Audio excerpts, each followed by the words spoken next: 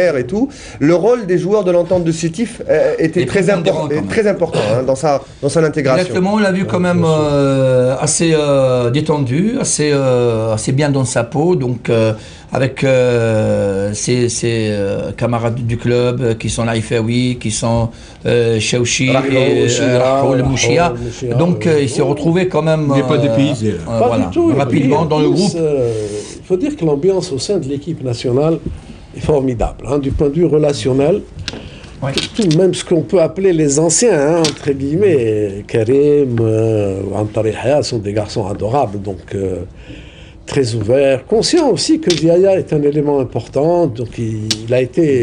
Il a été adopté. On espère qu'il n'aura pas trop de pression, c'est le suppléant de Djebbour, on le sait, il paye son manque de compétition, c'est pour ça qu'il est sorti de cette liste, même lui a dit qu'il en était conscient. Mais il ne faut pas oublier aussi, pardon, que Ziaya a travaillé dur. Il a quand même progressé dans pas mal de domaines, donc il mérite sa sélection. Pour l'instant, il a sa chance. Juste, donc, je disais, Djebbour a repris avec son club. Oui, avec l'AEK, il a remarqué. Ziaya, il semblerait, aux dernières nouvelles, qu'il ne serait pas retenu par le football club de Sochaux. Non, il ne sera pas. Son président s'est désisté au dernier moment. Même ici, c'était mal parti quand même, avec Djendjini, tout ça. Ça n'a pas vraiment donné. Mais ça ne gêne pas l'équipe nationale. Non, pas du tout. De l'entente de cette il ne faut pas aller un petit peu chercher dans son...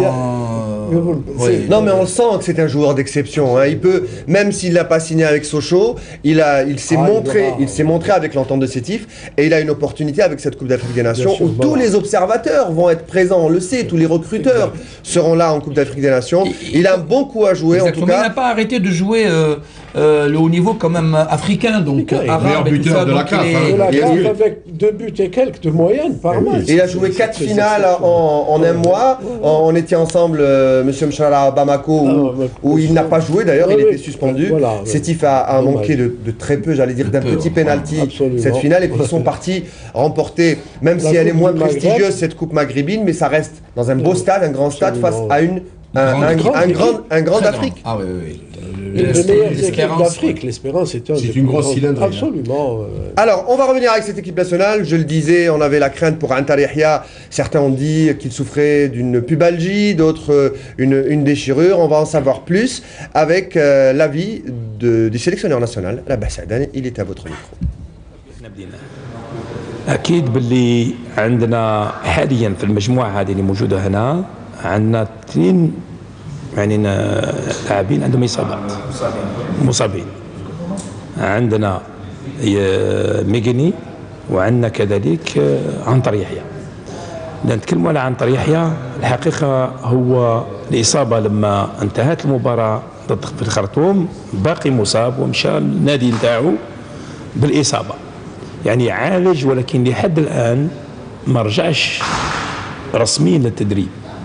لهذا عندنا مشكل يعني مطروح خاصة مع النادي نتاعو هو بوخوم ولازم نكونوا صرحاء وواقعيين. يعني احنا ناديناه المنتخب وحاليا هو حقيقة حسب التقرير الأول تاع الطبيب هو يعني راهو يكون جاهز تدريجيا درك لأن صحته جيدة راح يرجع التدريب كما اليوم شفناه في التدريب.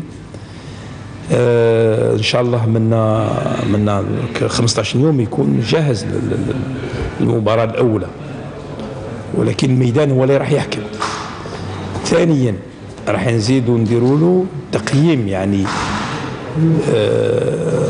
يعني أكثر من باليرام ان شاء الله في 3 من شهر جونفي باش يكون التقييم الاخير وبعد هذا راح نديروا تقرير. الطاقم الطبي راح يدير تقرير طبي واضح وصحيح للطاقم التقني الجزائري وكذلك الى فريق بوخوم لان فريق بوخوم هو معني بالامر كذلك.